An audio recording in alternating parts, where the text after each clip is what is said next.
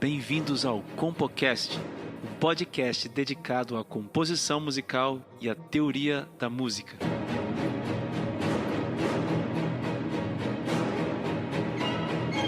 Nosso objetivo é divulgar os compositores, suas composições, suas pesquisas e suas teorias, aproximando o grande público daqueles que pensam música, sobretudo a composição musical e a teoria da música. E você pode entrar em contato com a gente através do e-mail compocast21@gmail.com.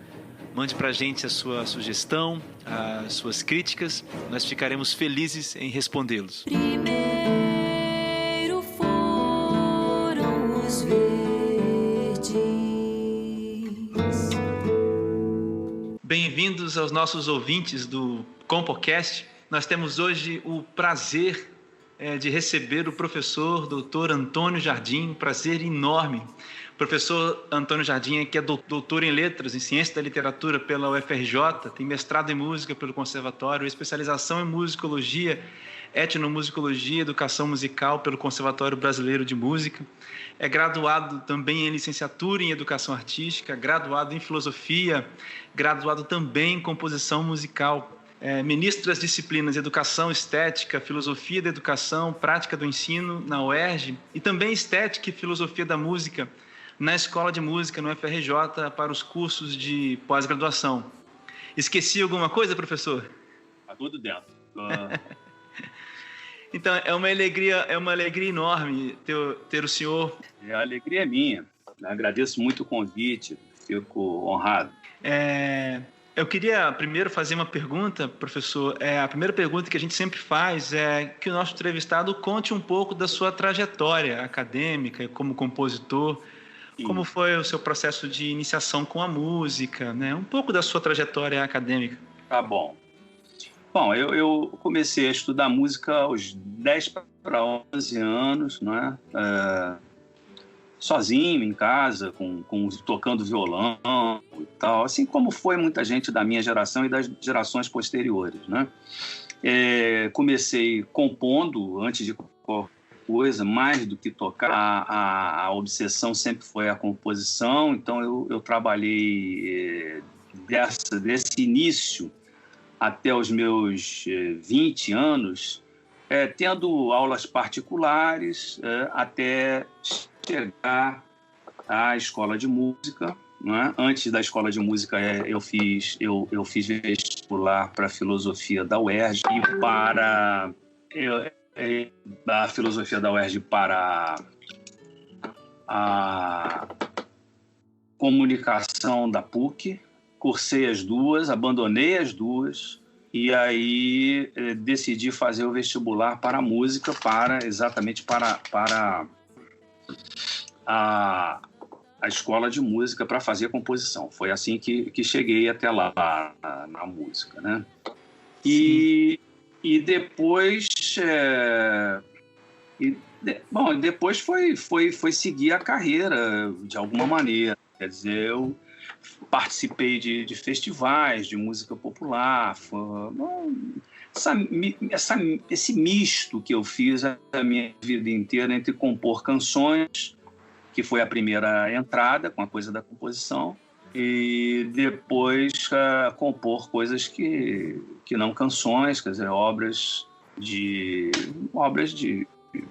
vou chamar de eruditas, vamos lá, de música erudita, assim, por assim dizer. Foi um pouco essa trajetória, para falar de uma forma sintética, né? Nesse caminho fiz música para teatro, fiz música para curta, para cinema e curta-metragem, muita coisa aconteceu. Eu toquei, criei um grupo chamado Música Surda, que depois saí em 16 ou 17, agora não me lembro bem, durou 16 anos, comigo pelo menos, e viemos fazendo então um repertório que eu intitulo como uma espécie de canções de câmara, né? Quer dizer assim, de câmara, né? Trabalho camerístico com canções, em geral compostas com obras de poetas, sempre obras de poeta, né? Fossem eles já já não presentes aqui conosco, jovens poetas, novos poetas, enfim, um pouco essa trajetória do Música Surda, que é uma parte importante da minha vida, né? Em 1998, eu gravei um trabalho lá da Universidade Federal do Rio de Janeiro, onde eu fiz uma espécie de coletânea de de coisas representativas das minhas coisas até 98. Tá. O CD não tem nenhuma unidade, ele tem obras como uma sonata para piano, como uma obra de vanguarda chamada Dois Epitáfios, e tem também canções feitas desde os 16, 17 anos. Dos 10 anos é que não tem nada, seria desastroso. Mas me mantive sempre na obsessão da composição. Recentemente a obsessão diminuiu muito por causa desse quadro todo que passamos aí, não é fácil, né? Então não tenho tarão, mas durante muitos anos eu literalmente compus todo dia. Tomava sempre para mim uma expectativa do Picasso. Ele disse: eu sou pintor, eu tenho que pintar todo dia. Eu li isso uma vez, eu levei a sério. Se eu sou compositor, eu tenho que compor todo dia. Então compus uma infinidade de coisas, boas, ruins, mais ou menos, aí não se sabe. Como todo mundo, a gente vai fazendo, não faz para ficar bom nem para ficar ruim, a gente faz porque precisa fazer. Uau, é verdade. Tem uma pergunta que a gente sempre faz também para todo entrevistado, e é uma pergunta um pouco difícil. E a pergunta é a seguinte: o que é composição? O que é compor musicalmente? Tem até que tomar fôlego. Isso não é uma coisa muito... Realmente não é uma coisa fácil de explicar, não é? Quer dizer, isso vai... Bom, se for uma fala mais acadêmica, compor é compor obras para, fundamentalmente, salas de concerto e tal. Até porque os Estados Unidos, eles entendem a composição de canções, eles nem denominam como compositor, assim como songwriter, né? O que escreve canções. Eu não gosto, até pela minha própria biografia, que acabei de te dizer um pouco, não gosto dessa divisão. Acho que ela é uma divisão que traz um certo preconceito. Ela vai surgir com essa história do popular e do erudito, que me parece que foi uma coisa consolidada a partir do domínio da escrita musical, que hoje em dia já não faz tanto sentido quanto fez outrora, porque hoje em dia as pessoas de música popular muitos não têm mais essa dificuldade com a escrita. Então hoje temos indistintamente os que escrevem e os que compõem. Eu não faço essa diferença, que compor é fazer uma prática com música, uma prática inventiva com música, né? E aí o inventivo aí vai ficar muito por conta dos conceitos e preconceitos, né?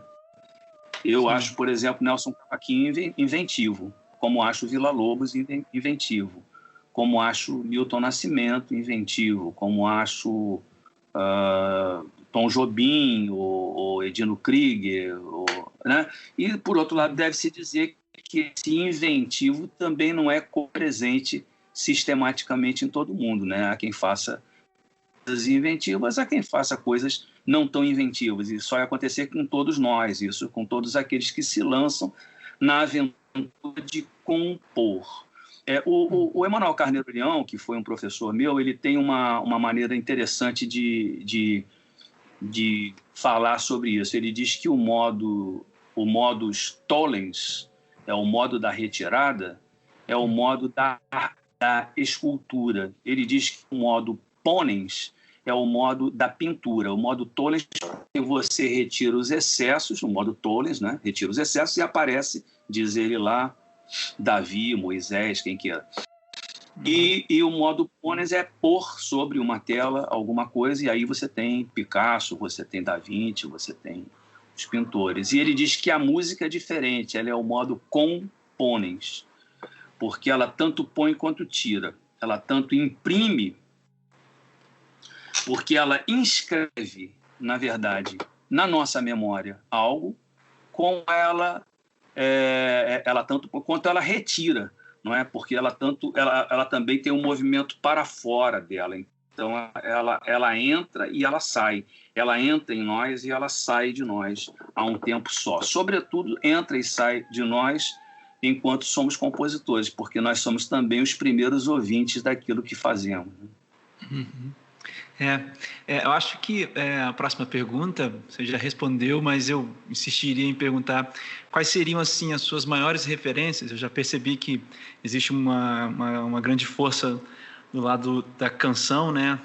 Sobretudo dos compositores que compõem canções. E existe alguma referência que você gostaria de adicionar como composição? Muitas, não é? Bela Bartók é uma referência, para mim, a maior de todas, não é?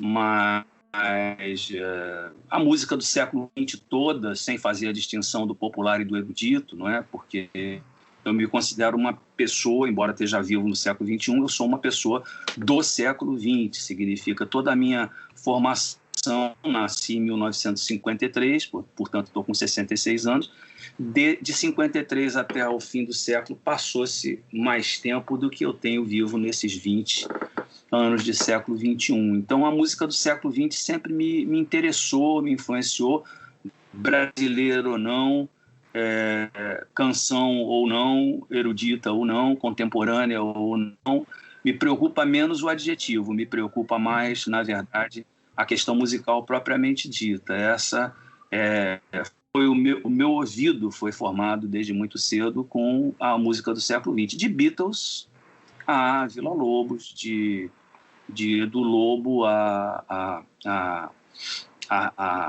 Bela Bartók, enfim, o que aconteceu nesse meio teve, para mim, alguma influência, eu quero acreditar, embora eu não pudesse, talvez, esquadrinhar isso, no sentido de dizer aqui, ali, acolá, não saberia dizer, mas certamente isso tudo está completamente impresso em tudo o que eu faço. A gente vai voltar daqui a pouco a falar sobre a questão do texto, né, e da prática da composição da canção.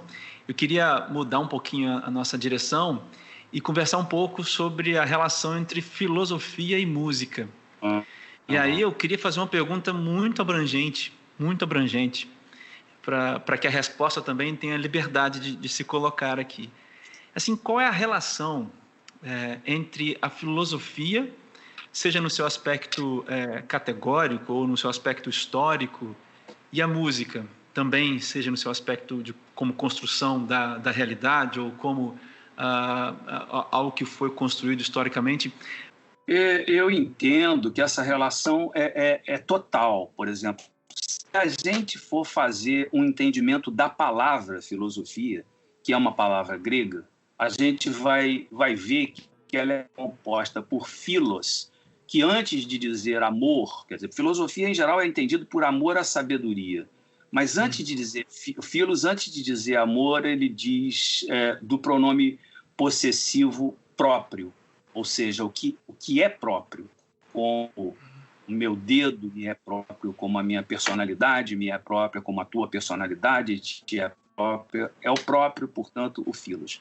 E Sofia não é um saber genérico, é o saber do poeta, do bardo, do cantor, do aedo grego. Tá? Então, quer dizer, por que isso? Porque, na verdade, era o aedo grego que produzia memória, que produzia conhecimento, que produzia articulação dos sentidos, não é? Do sentido.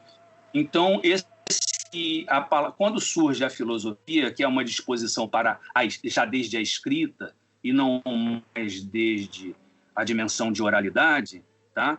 Nós vamos ter, então, a passagem. Quando se cristaliza, ou começa a se cristalizar essa ideia da filosofia tem que fazer referência à forma de conhecimento que lhe antecedeu. Esta era a poesia que era cantada, portanto, a música, a musiqué. Como é que essa referência está feita? Na palavra filosofia. Filos, próprio, Sofia, saber do poeta. Então, filosofia é o que era próprio ao saber do poeta. Quer dizer, era aquilo que podia ser cantado e, portanto, memorizado. Então, parece que essa relação, quando você me pergunta a relação entre música e filosofia, você aparentemente me põe numa situação de, talvez, para o que se compreende hoje por filosofia e por música, a situação parece ser uma situação de muita dificuldade. No entanto, não vejo assim. Vejo que é uma relação completamente intrínseca, porque da música, ou da musique, que não é exatamente a música, mas é aquilo que permite que a música seja música, da musique surgiu também a filosofia. Uau, eu lembro que eu tive o prazer e a honra de ser um aluno, né, seu aluno, durante o doutorado, e essa disciplina, a disciplina era filosofia ou da música, pensamento poético. Lembro que essas questões sempre saltavam nas aulas. E aí eu li o seu último artigo de 2017, dei uma passada nesse último artigo, que é impressionante, né? É o De Viena ao Pantanal, o inexpresso do pensamento no sentido poético. Sim. E aí vi, professor, que você fala sobre o sentido, né? E aí sobre o sentido, o sentido. E aí você aponta que ele na verdade ele faz revelar-se. E aí eu queria perguntar assim, se essa é a ideia do desvelar-se da verdade aletheia, né, para os gregos, a verdade que se coloca como verdade, porque me parece que existe aí então um impasse. Porque se a verdade ela se coloca como verdade, ela não está mais subjugada à experiência do sujeito que a vê. Porque, vê se eu posso estar errado, mas existem muitas pessoas, né, do campo da pesquisa musical que observam a própria experiência em si. Portanto, não seria o sentido algo que se desvela, mas algo que se configura a partir da experiência do indivíduo. E aí eu queria entender isso melhor, se a questão é um sentido que se desvela por si só, como essa verdade aletheia, ou se o foco, se o nosso olhar é na experiência do sujeito. Tá. Então vamos lá. Primeiro, a gente tem que entender o que você chama experiência do sujeito, né? Experiência é um ir além do limite. A palavra tem a raiz na palavra grega peiro, e ex é para fora, quer dizer, transgressão do limite. Essa transgressão do limite, ela não é uma transgressão do limite que seja performatizada apenas pelo ser humano. Essa transgressão do limite, ela é performatizada, como estamos hoje vivendo, não é? Pela própria physis, ou seja, pelas formas com que aquilo que se produz sem a interveniência do homem apresente. Então, essa verdade dita alé, que você chamou para a nossa conversa, ela está dizendo sempre o seguinte, ela está se dizendo como um gesto, não como um gesto necessariamente humano, mas como um gesto de real, desde todas as coisas. Deste gesto de real, o homem participa de forma própria, né? de forma única, não é? Como todo e qualquer ser existente participa desse gesto de real à sua forma, com os seus limites e com as suas possibilidades de transgressão dos limites. Então, eu vejo aí, quer dizer, eu acho que a questão posta na discussão subjetivo-objetivo, ela me parece encaminhar mal essa questão, porque ela faz sempre do homem o sujeito e de todos os demais seres como se fossem objetos desse sujeito. No entanto, você tem que observar a física, né? Você estuda para compreender. Você que é físico e é compositor, a honra foi toda minha de tê-lo presente lá nos nossos encontros, foram questões muito boas que vieram. Então, eu aqui alinhavo a sua formação de físico e digo, você como físico, você na verdade não é você que faz a física, você quer compreender como a física se manifesta. Na verdade, o homem quer compreender como a música se manifesta. Como a música, não é nem como a música, é como a musicalidade, aquilo que tem eco nele, homem, aquilo que se apresenta nele, homem. Ele não é sujeito desse processo. Ele é sujeito, mas ele está também sujeito a esse processo. Então, há aí um jogo de claro-escuro, aí um mostrar-se e um ocultar-se, que jogam ao mesmo tempo a condição da verdade. A verdade é a dinâmica entre aquilo que se mostra e que, em se mostrando, se oculta simultaneamente. É diferente, por exemplo, de um juízo. Por exemplo, se você põe isso no âmbito do sujeito, o sujeito vai fazer juízo, ele vai predicar. Quer dizer, predicar quer dizer prejudicar, porque dike, em grego, quer dizer justiça. Então, predicar é prejulgar, é sempre prejulgar, é sempre prejuízo. Sendo prejuízo, a verdade não pode ser um prejuízo, ela tem que ser um movimento, né? E a verdade, para nós, ela está consolidada como certeza. O certo não é o verdadeiro, o certo é operativo. Eu dou um exemplo que você deve ter fartado de ouvir nas minhas aulas: eu somo 2 e 2, dá 4, e dá 4 independente do que eu estou somando, ou seja, em abstrato. Se eu somar 2 uvas e 2 maçãs, tenho 2 uvas e 2 maçãs, eu não tenho 4. Eu tenho, se você disser, mas tem 4 frutas, eu digo, a fruta abstraiu, porque a fruta você não come. Você come maçã ou come banana, sei lá o quê. Enfim, então a questão não é operativa, ela é mais do que operativa. O que o conhecimento dá para a gente? Ele tem dado para a gente uma certa satisfação apenas no âmbito da operação. Talvez aí a filosofia que venha colocar, você me pergunta a questão da música e a filosofia na sua pergunta anterior, o que a música é, na verdade, é esse concreto, como é a maçã, como é a uva, não é? Ela se apresenta concretamente. Ela não vai ser... o julgamento não muda. Eu posso dizer de um quadro também. Eu digo, esse quadro eu não gosto. Bom, o quadro não tem nada com isso. O quadro está lá para você exercer o seu juízo. A verdade, desde o quadro, é que ele se mostra. E ele se mostra na sua possibilidade de se mostrar para cada um que o observa. Da mesma maneira é a música. A música se apresenta, ela é na sua realização, e essa realização é que vai permitir, a posteriori, uma dimensão de juízo, ou seja, você vai julgar se gosta, se não gosta, se está bem feito, se está mal feito, se tecnicamente está bem resolvido ou não. Não sei se eu respondo ao que você queria. Sim, sim. E esse exemplo me marcou tanto nas aulas que eu, na verdade, o cito até hoje justamente para ilustrar essa ideia, né? essa guerra de forças da abstração em relação ao concreto, né? Sim. E com certeza a pergunta para mim ficou muito bem respondida, e eu já encaminho para outra pergunta, que é talvez um pouco mais abrangente, mas que está conectada com essa. O que então seria a arte? Porque existe essa ideia de que a arte, então, ela reside, o que ela seja, o sentido da arte, ela reside nesse pré-julgamento, né? E não nesse movimento que você acabou de dizer aí. Então, o que seria a arte? E aí eu trago uma expressão, eu não sei se faz sentido, olha aí, sentido. Não sei se faz sentido dizer o que eu vou dizer aqui, mas eu tenho uma dificuldade de entender e compreender e colocar isso, né, no jogo, a expressão, o estado da arte. E aí, porque eu não consigo entender bem, visualizar bem assim, o estado da arte e o sentido da arte. E aí eu queria perguntar se você pode nos definir assim, a arte, o seu estado.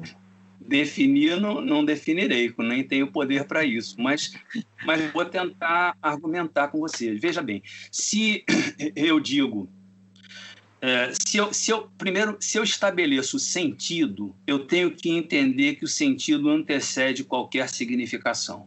Significa, o sentido é pré-predicado, ele é antes do predicado. Antes de você predicar, antes de você julgar, há o sentido. Um exemplo, sempre o mesmo, nunca mudei, é que eu posso encontrar 2 chineses conversando um com o outro em chinês. faz todo sentido e eu não tenho significado para traduzir isso, porque não sei mandarim. Se eu quiser entender o que está sendo dito com significação, eu preciso estudar chinês. Então, o significado é a posteriori do fazer sentido. Se uma coisa não faz sentido, sequer se preocupa em estabelecer para ela algum significado. Certamente a física fez sentido para você, a composição fez sentido para você, antes que você tivesse se dirigido a ela para entender os mecanismos de funcionamento, seus mecanismos de articulação. Para mim também, a filosofia faz sentido para mim, a música faz sentido para mim, e fez sentido de forma que eu tive, ou me dei o trabalho, ou me dei o espaço de dedicação para tentar entender como essas coisas funcionavam e, sobretudo, como é que elas funcionavam na relação uma com a outra, que foi ao que me dediquei praticamente a vida inteira. Então, quando você pergunta, e arte? Como é que se relaciona a arte? O que é arte? Foi o que você me perguntou. E eu digo que arte é, na verdade, uma disposição para a criação de uma espaço-temporalidade. Toda obra de arte cria, consolida, apresenta, põe, coloca uma espaço-temporalidade. Essa espaço-temporalidade que a obra, obrando, coloca, quer dizer, quando ela obra, ela está colocando o espaço-tempo, ela não é o espaço-tempo como talvez a gente entenda mais precipitadamente. Esse espaço-tempo que ela consolida, na verdade, não é um tempo como duração e um espaço como extensão apenas. É um espaço-tempo, quer dizer, ela captura.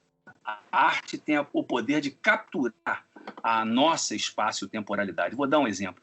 Se você vai a uma peça de teatro e você não sente que a peça durou 2 horas, e quando acaba você estaria pronto para mais 2, é porque o tempo seu cronológico ficou capturado pela temporalidade, pela espaço-temporalidade que a peça constituiu. Vale para um concerto de música, vale para um filme, vale para uma aula, vale para coisas até não artísticas, né?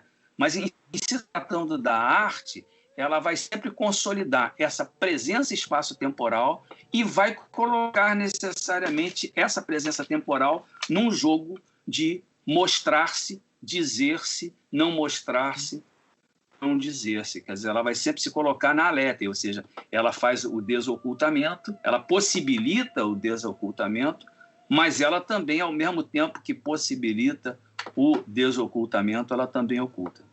Eu queria fazer uma pergunta, assim, esse pensamento, sabe, esse pensamento filosófico, essa união, né, entre a música e a filosofia, isso influencia, professor, o seu processo composicional? Ou o seu processo na composição, ele é livre disso ou não está livre disso? Ou assim, ele teria que ser assim? Se você, quando planeja as suas composições, essas questões elas vigoram, elas entram em jogo.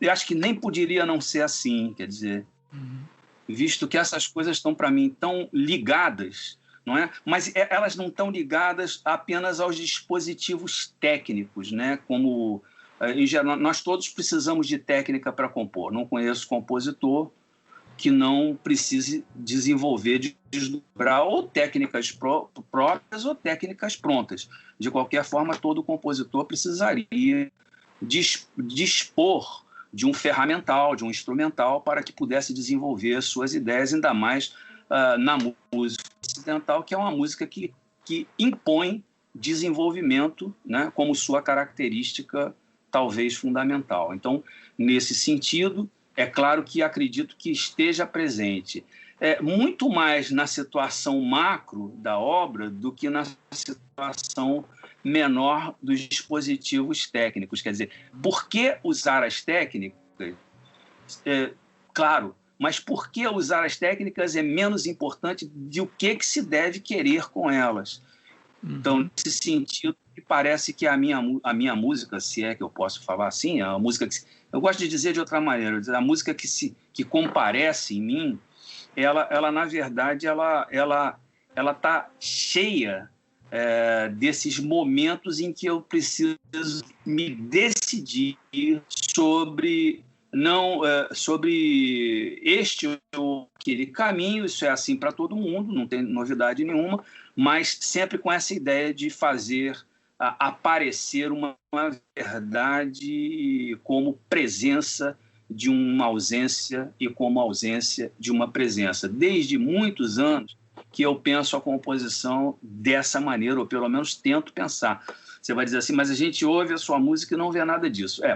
Na verdade, não é para ver mesmo. Quem precisa disso sou eu, para compor. Não é que isso seja uma chave que resolva o meu problema da composição, até porque o problema da composição hoje, me parece, olhando como compositor, ele está muito mais nas definições, as criações das técnicas são hoje tão importantes quanto a criação da própria música. Então, quando você, por exemplo, nas minhas obras com texto, o texto tem uma participação muito decisiva sempre, porque ele me dá meios de eu desdobrar, desenvolver as coisas que acho que preciso desenvolver.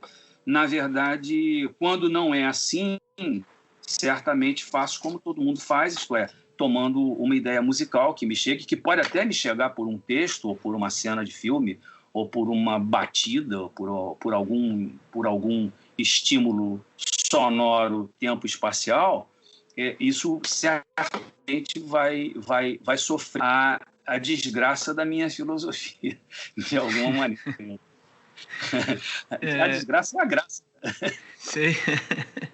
Eu vou lhe contar uma coisa, professor, não sei se já lhe contei isso, mas um dia na sua aula, é um parênteses aqui, no nosso bate-papo, eu tive a ideia que assim, marcou o meu doutorado, né, e a minha pesquisa. Eu estava ouvindo e essas questões todas sendo levantadas, e pensando, né, refletindo sobre composição, sobre música, sobre o que é esse espaço, tempo, essas coisas. Foi quando eu tive a ideia, eu olhei para a janela e lembro que da sua sala a gente tinha uma visão bonita, né, ali do rio, que fica lá em cima. E eu pensei numa piscina, e cada vez que eu jogo uma pedra nessa piscina eu tenho ondas, né, e aí me surgiu a ideia de uma perturbação. E aí eu comecei a pensar, nossa, mas eu posso ter camadas de perturbação. Eu estou contando isso, e aí essa coisa toda gerou, né, a minha tese inteira, né? E eu digo isso porque, assim, esse pensamento, na verdade, assim, essa reflexão sobre o sentido, né, me levou a chegar a esse ponto. Talvez coisas que eu nem saiba explicar direito, mas eu arrumei, como você disse mais antes um pouco, eu arrumei uma forma de explicar aquilo. A forma que eu arrumei é uma forma matemática, que eu acho que deixa a desejar um pouco, porque ela precisa da abstração, ela precisa estar num lugar onde o 2 mais 2 é 2 mais 2, né? 2 bananas mais 2 uvas, as 4 frutas fazem o mesmo sentido do que 2 bananas e 2 uvas, né? E eu sei que essa é uma tragédia, assim, da matemática, da descrição, digamos, né? Da modelagem matemática. Mas eu estou dizendo isso porque o fato de estar naquela aula, pensando sobre essas coisas, me levou a essa ideia. E hoje eu tento entender essa ideia por outro viés. Agora que eu entendi consegui descrevê-la matematicamente, eu queria desconstruí-la para descrevê-la de outra forma. Por isso que eu fiz essa pergunta a respeito desse pensamento, porque essa ideia inicial para compor, né, me parece algo tão subjetivo, e como você disse aí, faz tão sentido para mim, para o compositor primeiro, né? Que é um negócio assim, enfim, que marcou muito assim o meu pensamento, né, musical. E aí eu queria só abrir esse parênteses e te contar isso, que eu acho que eu nunca te contei. Não sabia não, mas fico muito feliz que tenha gerado o seu trabalho, que tenha feito intervenção nele. Fico feliz. Nada pode ser melhor para quem está trabalhando que ouvir um depoimento desse. Eu até agradeço muito. Sim. E aí eu tenho mais uma pergunta, antes de a gente entrar Deixa eu só fazer um comentário sobre isso que você falou. Sim. Mesmo... não há uma negação necessariamente do abstrato, né? Na verdade, quer dizer, quando você diz assim, 2 e 2 mais 2 e 2, 2 maçãs e 2 peras, 2 uvas e 2 bananas, elas são 4 frutas, isso é claro que são, não tem problema nenhum. O problema é onde começa e onde terminam as formas de conhecimento. Por exemplo, para efeito do conhecimento da matemática, o 4 frutas dá conta disso. O problema é que a filosofia pergunta o que é. Então, ela vai perguntar o que é o 2. Né? Necessariamente é da ordem da filosofia. Não é que isso seja uma má vontade com as matemáticas, não é? É que é da ordem da filosofia dizer assim, bom, tá bem, você tem 4 frutas, nós estamos no terreno de um completo abstrato. Mas então, o que seria esse 2 que você soma com qualquer 2, de fato? É sempre um qualquer que se aplica a qualquer coisa? E quando ele não for um qualquer? O que ele está dizendo concretamente para nós? Tá? É que, às vezes, eu, no afã lá de argumentar, fica parecendo que eu estou detonando com qualquer outra coisa. Não, de jeito nenhum. A gente quer, na verdade, aprofundar o pensamento. De jeito nenhum a gente quer acabar com ele, pelo contrário. Sim, eu ia fazer a pergunta e acho que você já me deu assim, a introdução, né, para a pergunta. Porque me parece, professor, que existe uma predileção, se me permite essa palavra, por esse modelo de ensino da abstração. E eu pessoalmente tenho muitas críticas a esse modelo e vejo isso muito presente em música. Então a gente aprende, por exemplo, o intervalo musical a partir de uma abstração matemática. Verdade. Mas veja, quando você fala uma sexta maior, e aí você toca dó, lá, né, ascendente. Aí depois você toca mi bemol, dó. Tudo bem, tem a mesma quantidade de tons, semitons, uma coisa super básica, né? Mas não é a mesma coisa. Não, de jeito nenhum. São outras notas. Exato. E aí eu fico perguntando, a pergunta seria assim, qual é a crítica que você faria a esse modelo de educação? Se existe uma alternativa, assim, uma proposta alternativa a isso, se você pensa que existe, professor, uma resposta ou uma alternativa a isso? Precisaria, na verdade, eu costumo dizer que a cultura ocidental ela se construiu em cima de 3 fundamentos: da medida, da identidade sem diferença e da representação. Quer dizer, aquilo que não é medido, que não é identificado e que não é representado, parece que não produz conhecimento. Bom, a medida não preciso dizer, é a nossa necessidade de medir. Então, nós, por exemplo, descobrimos, de repente, uma tribo que não conta, que não sabe, não quer e não deseja contar. Isso parece uma coisa completamente impossível na cabeça da nossa formação, na nossa formação intelectual. Quando você pensa que a nossa diferença é o que permite a nossa identidade, isso aí a gente até já andou alguma coisa a partir do século XX. Isto é, a nossa identidade não é a identidade que desconhece a diferença, ao contrário, a nossa identidade precisa da diferença. Nós podemos, ao nos diferenciar, entender que você é André e que eu sou Antônio, né? Não é só pelo nome, por uma maneira de se colocar no real. E a representação, ela substituiu o lugar do representado. Então, por exemplo, se você diz o que é saber música? Saber música, em termos acadêmicos, é saber ler e escrever música. No entanto, a gente no Brasil tem uma realidade diferente, porque você não vai dizer, então, que Nelson Cavaquinho, Cartola, Noel Rosa, Chico Buarque, não sei o quê, que essa gente não sabe música. Eles fazem música, que é uma forma de saber, talvez das formas de saber, a de maior sabedoria. Então, a gente precisaria, para mexer nisso, pôr em questão todo um princípio que não é um princípio da formação do músico, é um princípio da formação do conhecimento. Talvez levantar deixar em suspenso um pouco a nossa necessidade de medir, de identificar e de representar, e fazer com que o com que o concreto possa se manifestar nos seus empenhos de mostrar e dizer e ocultar e não dizer. Uhum. É incrível. Mas aí eu queria seguir agora para o segundo bloco, né, onde a gente fala sobre as composições. E a gente selecionou três obras suas, diga-se de passagem, lindíssimas. E a primeira que eu gostaria de falar, que é a Dois Epitáfios, que é para um grupo de câmara, né?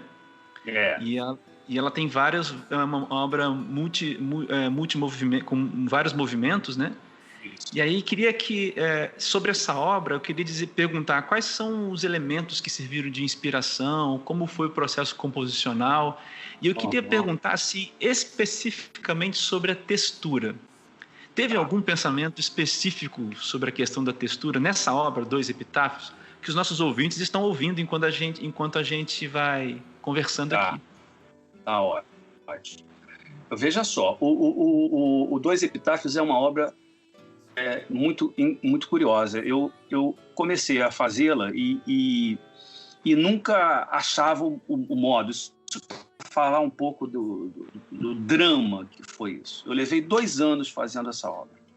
E, a rigor, nesses 2 anos, o que aconteceu? Eu tive, nesse meio tempo, uma viagem a Cuba, onde fui fazer parte do prêmio Casa de las Américas como jurado.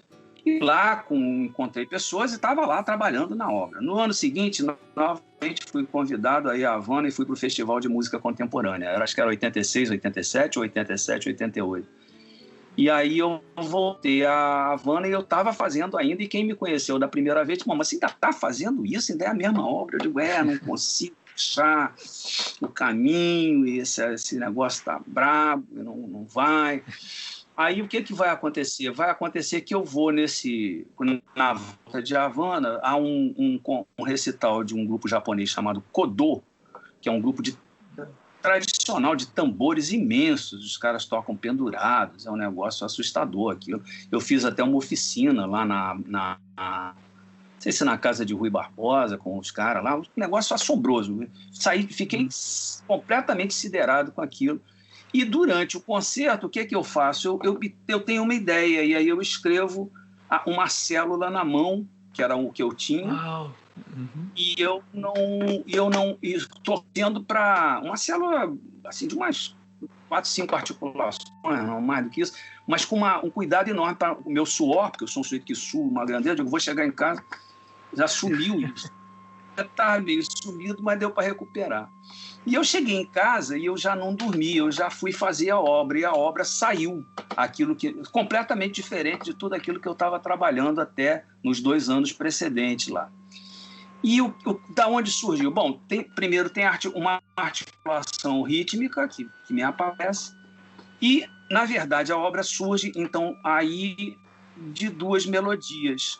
Eu tomei 2 haikais feitos por Ezra Pound. Um diz: Fuki amava a alva e alta nuvem, ai, morreu de álcool. E o segundo haikai diz: também Lipo morreu bêbado, queria abraçar a lua no Rio Amarelo. São dois haikais que eu já conhecia, eu tinha loucura para musicar isso e tal. E quando comecei a fazer a obra, já era com esses dois haikais, mas eu não tinha achado o caminho. Quando apareceu a célulazinha lá na mão, eu encontrei a melodia do primeiro haikai. Ela me veio à cabeça. Fui, amava alve, alta nuvem, ai, morreu de álcool. Mais ou menos isso. Tem que descontar o cantor, que é ruim. Vamos lá.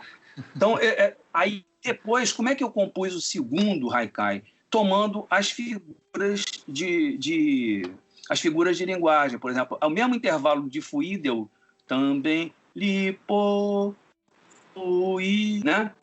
E aí eu fui fazendo uma análise, uma compreensão sintático-morfológica dos 2 haikais e fui intercambiando os elementos. Isso aí apareceram as duas melodias intercambiáveis uma com a outra, né? Eu não intercambio isso no processo da composição propriamente dito, mas vai ser o fundamento da composição isso.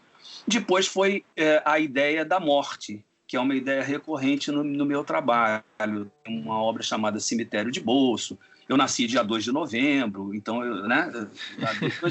escapatória, dia de finados.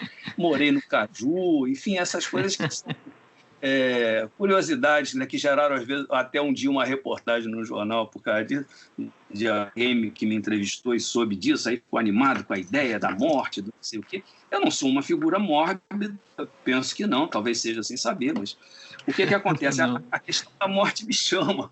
Então, eu resolvi fazer um grande cortejo, né? Esses dois epitáfios, aí chamei de dois epitáfios, porque são dois epitáfios, de fato. E aí eu fiz uma forma, isso para falar da forma, eu fiz uma forma de dois cortejos, com chamada, que é aquele momento que nos cemitérios tocam sim para chamar os que vão fazer o cortejo e o epitáfio. Então, a música é assim, chamada, cortejo, epitáfio, chamada, dois cortejos, dois epitáfio, dois. E um final, que é uma espécie de uma coda.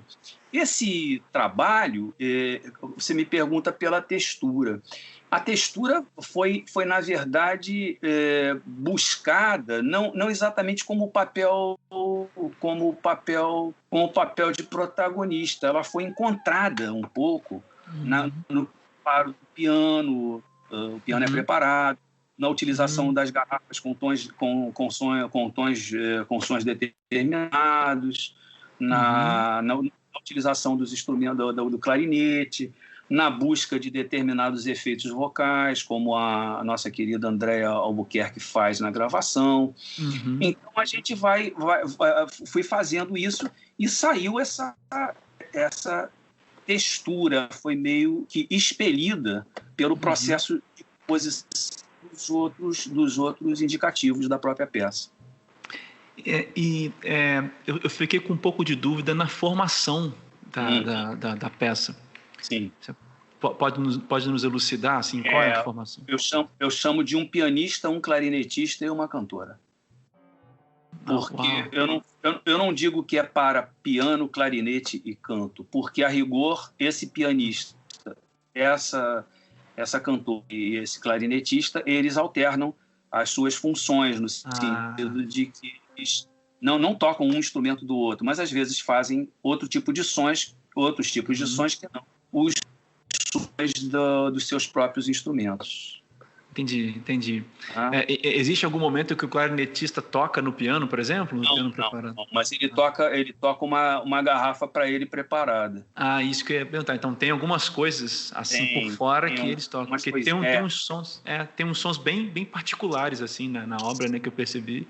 Exatamente. Ia perguntar, então é isso, são garrafas preparadas. Garrafas preparadas com água para dar determinados sons que são já pré-estabelecidos, não é aleatório, é uma coisa pensada para efeito do conjunto harmônico, digamos assim, embora ali não se possa falar de harmonia num sentido tradicional, né? E o trabalho... E por isso que eu não digo que é para clarinete, eu digo que é para clarinetista. Por isso que eu não digo que é para pianista, e assim vai. Sobre a obra Itinerário, que é para... Me corrija se eu estiver errado, professor. São 2 violões e voz, não é isso? 3 violões e voz. 3 violões. A minha pergunta, a princípio, sobre a obra, eu queria... Deixa eu fazer uma observação. Essa é a formação do Música Surda, que era o grupo com o qual trabalhei de finais de 1999 até 2016, 17, por aí. Eram 3 violões diferentes, tá? É um violão de 10 cordas, que era o que eu tocava, um violão de 8 cordas, que era tocado na gravação pelo Eduardo Gato, e o violão do Arthur Gouveia, que era um requinto. Então, são 3 violões não iguais, são 3 violões com extensões, com tessituras, com possibilidades diferentes. E a voz. Sim. É a mesma cantora da obra Dois Epitáfios, é a cantora também do Música Surda. Não, não. A cantora do Dois Epitáfios é André Albuquerque, da ADUR, professora lá da nossa escola de música, e Andréa Pedroso a cantora. São Andréas, mas são diferentes. Uhum. Andréa Pedroso era a cantora do Música Surda nesse momento. Sim, a pergunta sobre a obra Itinerário, eu tenho algumas. A primeira é em relação à relação do texto com a questão melódica. A minha pergunta é a seguinte: quando eu queria saber se é assim a sua experiência, se não, como é.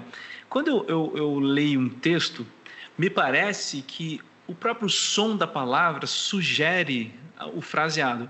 Não só na questão da marcação rítmica da palavra em si, né, dos acentos, não é isso.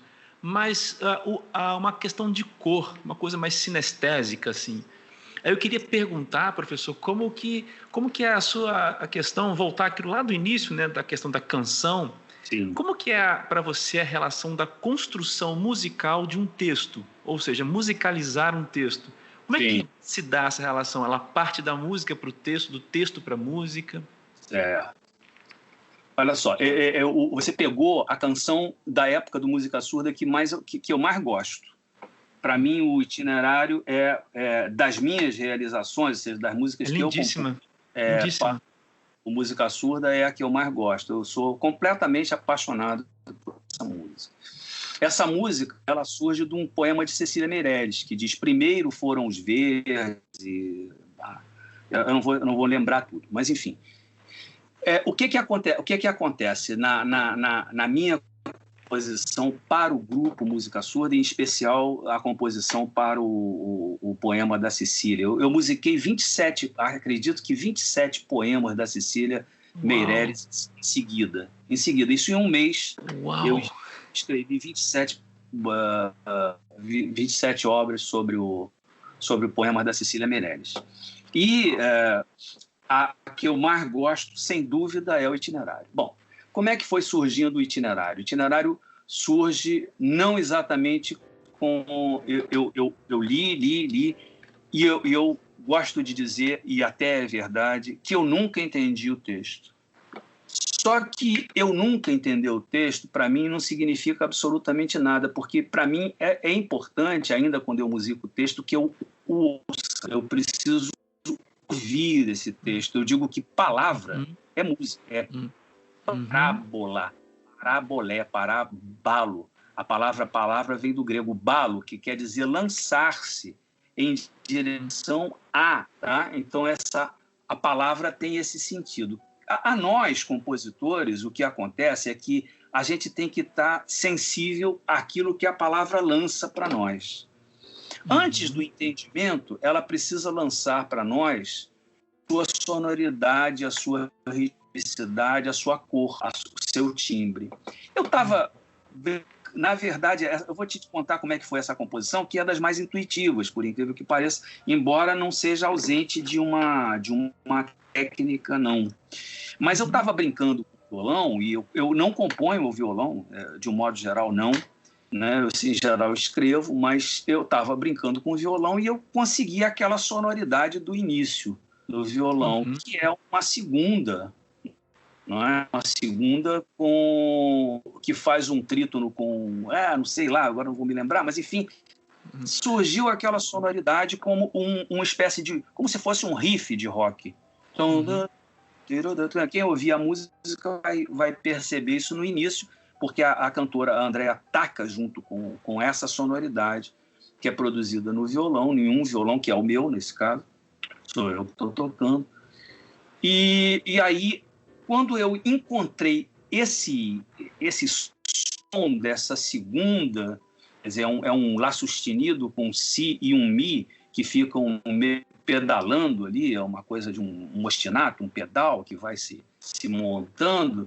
Eu digo, esse é o som, esse é um instante, o que eu chamo de instante poético, que vai me permitir lidar com esse texto. Se você observar a construção da música, você vai ver que isso é uma característica minha nas canções. Eu não repito de verso para verso.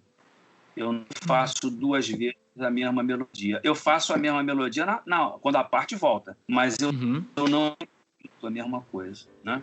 E eu acho que essa música ela tem uma característica, como ela fica marcada nessa questão do ostinato, que foi esse ostinato que eu achei a partir dessa sonoridade, desse acorde inicial e tal.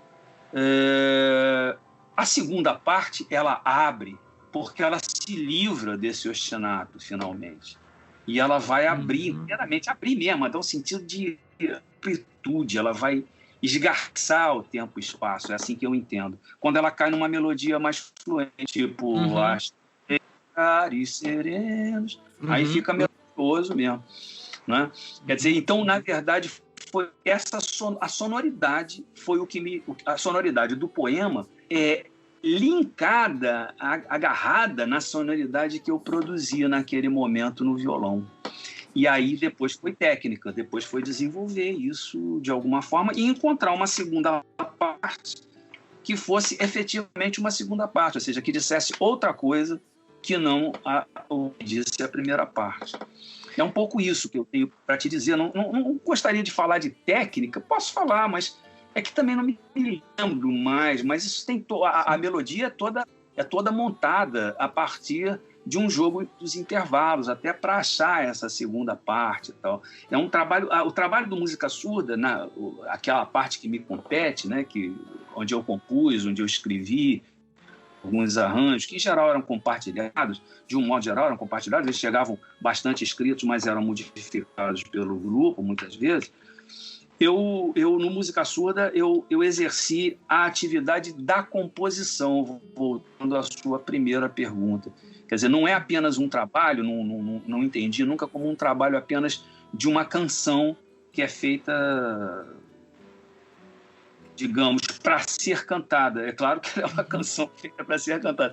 Mas tem uma coisa curiosa que você talvez observe no trabalho do Música Surda, não só no itinerário, mas no disco inteiro, no CD inteiro, é que, em geral, a melodia trazida pela cantora, ela é muito mais, quase que vou dizer uma coisa que não é tão verdade, mas só para se fazer entender. Ela é quase um metrônomo.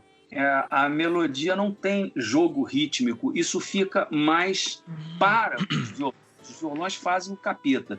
Mas a melodia ela é singela na sua construção, sobretudo rítmica, em geral, né? Às vezes não, às vezes ela é complicada.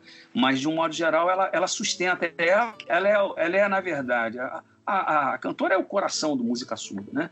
Andréa foi sempre o coração do Música Surda. Ela, não só pela sua musicalidade extrema, tem que fazer aqui um elogio a ela e a todos, né, que participaram do trabalho, sobretudo aos outros, menos a mim. A mim também estava lá, mas enfim. Mas é que a musicalidade do Eduardo, do Arthur, da André é uma coisa espantosa. E a André exerceu essa musicalidade praticamente durante o trabalho inteiro. Praticamente não, no trabalho inteiro. Ela conduziu isso sob o ponto de vista da... É uma cantora que me agrada muito até hoje, embora já não trabalhe comigo. Nós fomos, num certo momento, casados e continuamos grandes amigos e tal. Você deve ter ela conhecido por lá, porque ela fez mestrado lá na escola. Mas, enfim, essa parte biográfica não tem tanta importância. Mas o importante mesmo é que ela conduziu, de alguma forma, Eduardo e Arthur, regiam esse trabalho, né? Eu participei lá como compositor, sobretudo, e como violonista mediano que sou. Nunca pretendi ser muito mais que isso. Eu ia fazer uma pergunta, vou fazer agora uma pergunta que é justamente sobre a questão do violão. Porque você disse um violão de 10, um violão de 8, né? E um requinto que variava às vezes em 6. E aí, assim, existe uma dificuldade, professor, eu queria falar sobre essa questão, num parênteses aqui, que é assim, que eu percebo nos meus colegas compositores quando dizem vamos compor para violão. Verdade. Eu tenho um grupo de compositores que é o Baixo Clero, e a gente uma vez teve que escrever para violão solo, e foi extremamente difícil. Para mim foi, o outro compositor, que era um violonista, foi mais fácil. E aí eu fico perguntando, foi difícil escrever para 3 violões? Ou, assim, existe dificuldade, no caso, por serem 3? Ou, na verdade, isso é uma coisa favorável, assim, uma característica favorável? De alguma maneira, vamos dizer que é simultaneamente o desafio e simultaneamente a resolução do desafio, né? Uhum. Porque, certamente, ali a gente tem os dois aspectos. Primeiro, certas coisas ficariam dificílimas se não fossem para 3 violões, sobretudo por causa de algumas articulações rítmicas, não exatamente no itinerário, mas em outras obras. E, por outro lado, dificulta escrever para 3. Se já é difícil para quem toca escrever para 1, imagine escrever para 3, é sempre uma dificuldade. Ao mesmo tempo, estou dizendo, facilita porque pode se distribuir numa coisa mais orquestral. Como nós éramos 3 violões de registros diferentes, né? Por exemplo, um 10 cordas que tem as graves, tem uma aguda, mais aguda lá, e 3 mais graves do que o violão comum, que é um mi, sol, si, ré, lá, mi, né? Esse grave, ele dá profundidade, no sentido, ele nos trouxe a profundidade para uma orquestração de violões, digamos assim, né? O 8 fazia um meio termo e o requinto era, em geral, o solista, era assim que a gente pensava. Então, dá para distribuir isso numa grade, como a gente tinha uma grade escrita, duas claves para o 10, 2 claves para o 8, uma para a cantora e uma para o requinto. Então, eram 6 pentagramas, né? E aí dá para você espacializar isso de uma certa maneira. Claro que o violão tem uma dificuldade, que é, se você não escrever uma coisa que seja violonística propriamente, o cara não toca, né? Porque é diferente do piano, porque o piano tem o mesmo Mi 4, aconteça o que aconteceu. O violão você pode fazer com vários timbres e várias regiões. Então eu acho que a gente se deu bem com isso, quer dizer, fomos fazendo. E claro que os arranjos também, alguns não foram nem gravados dos melhores da última fase, isso foi se desenvolvendo em todos nós, né? E também tinha o trabalho de ser complementar, quer dizer, as pessoas faziam lá os seus trabalhos individuais e nos cediam, muitas vezes, a saída para algumas coisas difíceis, né? Quer dizer, os arranjos, digamos assim, eu não gosto de usar a palavra, que parece uma característica um pouco diferente do trabalho, mas são arranjos, de qualquer maneira. Eles também contaram com a participação, alguns não, mas a maior parte contou com a participação de todos, solucionando coisas que levávamos e ouvindo e colhendo as sugestões. Tanto eu quanto os outros acolhemos as sugestões que vinham de todos, né? Você falou de uma coisa que é escrever para o violão, né? E geralmente a passagem de escrever para um instrumento harmônico como o violão, de escrever para o piano, aliás, o vice-versa, né? Passar da escrita para o piano, do piano para o violão, é algo mais complexo. Muito. E aí, na sua obra, a Sonata, que é a terceira obra, né? Sim. Eu percebo um pianismo muito fluente. O meu instrumento é o piano. Por isso que eu sinto muita dificuldade em escrever para o violão. E, aliás, eu nunca vi, professor, na verdade, nem nunca escrevi para um violão de 10 cordas. Você estava falando aí, né, na grade, com 3 instrumentos e 5 pautas, eu fico pensando, isso deve dar uma capacidade de combinações, que coisa incrível, né? E aí eu fico pensando na sua obra, na Sonata, que ela é pianística, muito pianística, assim, com muitos gestos pianísticos, né? E com a escrita muito pianística. E, para mim, ela é muito contrastante em relação às outras duas. Aí eu queria te perguntar se isso é proposital, se ela aconteceu num contexto diferente. Como é que foi o processo da Sonata, dessa obra Sonata?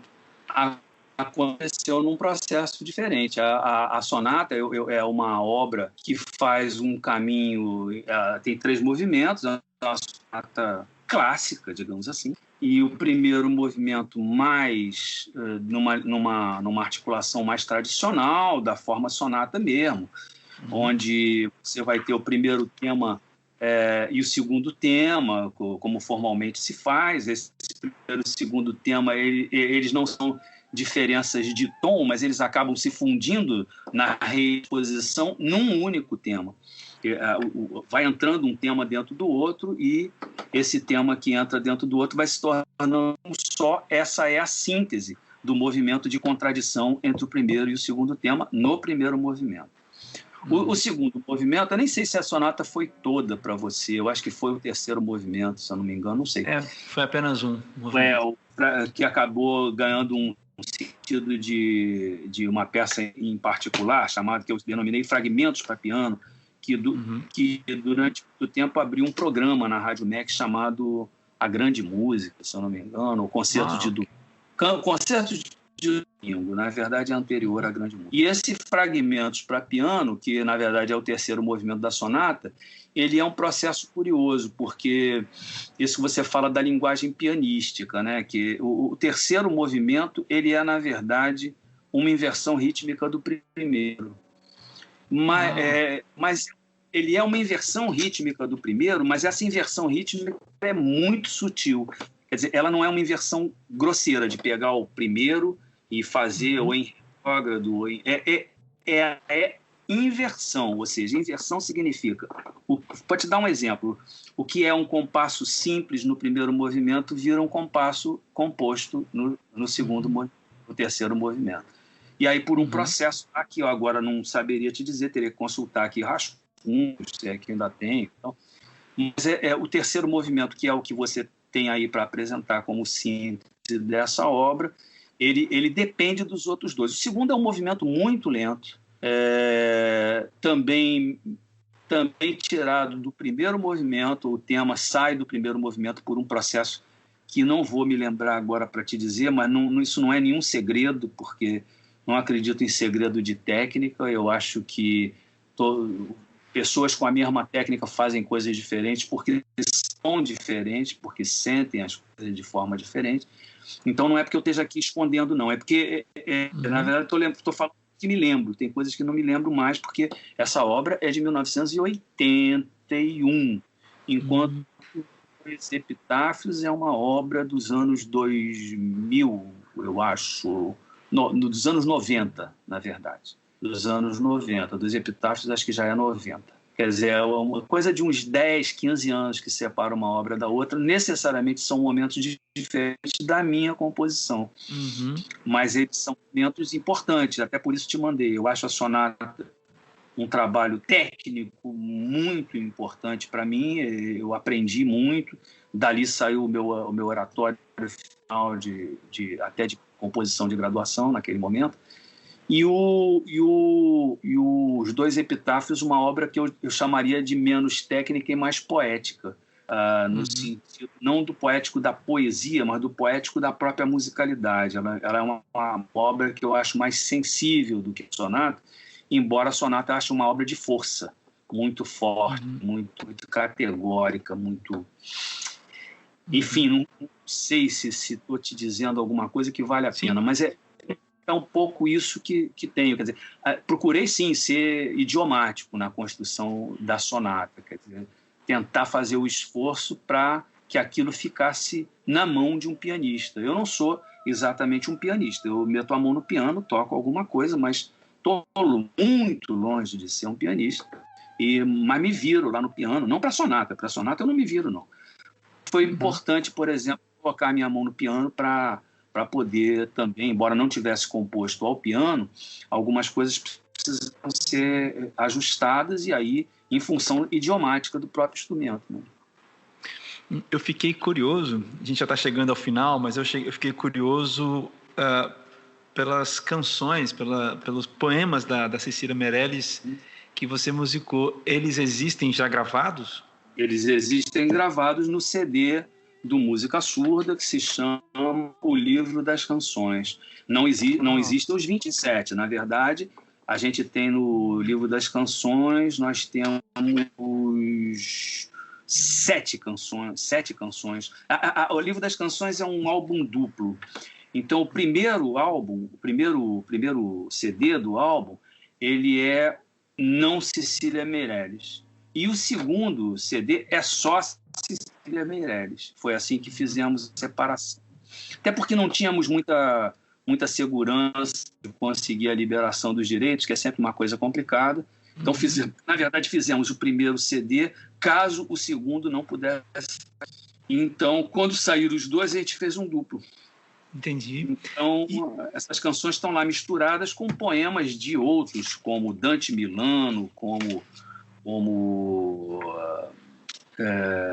Fabiano Holanda, Manuel Bandeira, Adriano Alves, Camões, André Pedroso, que tem um texto também, Diego Braga, que são poetas vivos, não é? E menos Camões, claro. Mas o outro disco é todo dedicado a Cecília. São 7 canções com a Cecília, são 6 canções minhas e uma do Eduardo Gatto. Talvez o motivo, que é talvez o poema mais conhecido da Cecília Meirelles, é o poema Gato, do Eduardo Gatto. Grande compositor. E os nossos ouvintes, eles encontram a sua obra, se eles quiserem ouvir, por exemplo, os 2 epitáfios, ou então o itinerário, ou as outras obras, além dos discos, né, do Música Surda, eles encontram... Eu acredito que talvez no YouTube, algumas apresentações nossas, o disco é um disco esgotado, eu tenho aqui comigo. Claro que não me furtaria, evidentemente, a enviar as gravações para quem quiser. Isso não me custa. Então, mas eu acho difícil encontrar, assim, comercialmente, talvez em sebo. Eu tenho encontrado o disco do Música Surda, o CD, o livro das canções, na estante virtual. O disco completo, que é uma obra que é maior do que apenas a música. Depois, quando você voltar aqui para o vídeo, eu vou te mostrar que a construção gráfica dela é belíssima, assim. Trabalho do Leonardo Gouveia, um programador visual extraordinário, que fez não só um encarte belíssimo, como fez o livrinho que tem textos sobre o Música Surda e que tem as próprias letras, né? Os próprios poemas. Então é um trabalho graficamente muito bonito. Eu já vi na estante virtual. Talvez como sebo se encontre. Assim, comercialmente, não acredito. Acho que está completamente esgotado e, naturalmente, se alguém procurar Música Surda no YouTube, vai encontrar o concerto nosso em vários lugares, no BNDES, na casa lá da Tijuca, lá da Muda, como é que chama? Centro Referência da Música Carioca, Arthur da casa na Praia Ipanema, Laura Alvim. A gente tem alguma... Tinha o UERJ muito, na UERJ, tocamos muito na UERJ, muitas vezes, alguns concertos, alguns deles gravados, com até boa qualidade. Enfim, é a maneira. Eu acho eu sou suspeitíssimo para falar, mas eu adoro o trabalho do Música Surda. Acho um trabalho que eu tenho um grande orgulho de ter feito parte, né? E aí eu tenho mesmo, gosto muito do que aconteceu ali como possibilidade de uma alternativa para a canção, que muitos dizem estar morta. Eu não acredito. Acho que a canção brasileira é uma força cultural. Ela não é nem no Música Surda, evidente. Ela é uma força cultural histórica, desde Senhor, desde das modinhas. E são talvez a coisa mais característica e mais duradoura culturalmente da cultura brasileira no âmbito da música, talvez mais importante até do que muitos dos trabalhos eruditos, entendo eu, embora isso seja muito polêmico e tal, mas enfim. Sim, e eu posso deixar o seu e-mail também para contato, porque na descrição do podcast a gente deixa um site ou alguma... O site do Música Surda, que eu acho que ainda se tudo correu bem, mas pode deixar o meu e-mail, sem dúvida nenhuma. Eu costumo responder quando chega alguma coisa. Eu queria, então, saber das suas considerações finais, professor, antes da gente finalizar. Você quer dizer algumas palavras finais? Bom, André, eu quero te dizer que, bom, sempre um prazer reencontrar você. Você é uma pessoa que deixou uma memória muito alegre no contato comigo lá. Alegre não no sentido do estereótipo, né? Mas assim, das boas conversas, como foi essa de hoje. Quero agradecer muitíssimo a lembrança, fico feliz e dizer que foi para mim um orgulho participar desse programa com você. Fico feliz não só pela lembrança, que foi um prazer com as perguntas de uma pertinência que certamente não é de espantar, sendo você o entrevistador. Muito obrigado pelas palavras, professor. Eu quero agradecer também a sua presença aqui. Foi uma aula para nós, né? Não só sobre filosofia e música, mas também sobre composição, sobre processo composicional, sobre sonoridades, né? Eu vou deixar essas obras para os ouvintes. Não sei se posso deixar em algum lugar, se posso pode postar. deixar. Sim. Então eu vou postar em algum lugar para que os ouvintes tenham acesso, porque é de uma beleza, né? E de uma variedade de sonoridades. É realmente um trabalho muito incrível. Eu quero agradecer, não por essa conversa, mas por essa aula, né? Que é sempre essa coisa de aprender, né? Com a sua palavra, com as suas palavras, né? Muito obrigado, professor, pela sua presença. Eu tenho certeza que todos que ouviram também esse podcast estão, como eu, agradecendo a sua presença. Eu é que agradeço. Então é isso, gente. A gente se vê na próxima. Um abraço para todos vocês. Tchau, tchau. Águas e pedras da tarde.